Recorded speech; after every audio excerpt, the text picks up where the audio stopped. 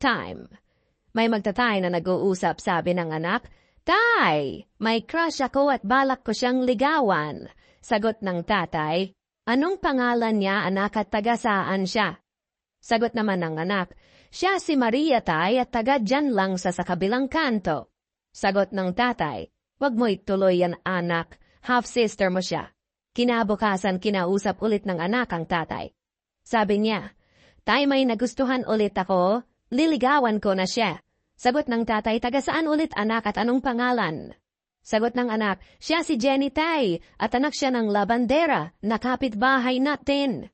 Sabi naman ng tatay, "Huwag mo ituloy yan, anak, half-sister mo siya, kabit ko yung nanay niya." Nagalit ang anak at nagdabog, nakita siya ng nanay niya at tinanong, "Anak, bakit ganyan ang mukha mo? Anong nangyari?" Sagot ng anak, "Ayaw kasi paligawan ni tatay yung mga crush ko, nay, kasi mga half-sister ko daw yun sa mga kabit niya." Sagot ng nanay, "Ganun ba, anak? Okay lang yan, ituloy mo ang panliligaw sa kanila." Nagtaka ang anak at tinanong, "Bakit po, nay? Magkapatid po kami sa tatay." Sagot ng nanay, "Ituloy mo lang, kasi hindi naman siya ang tatay mo."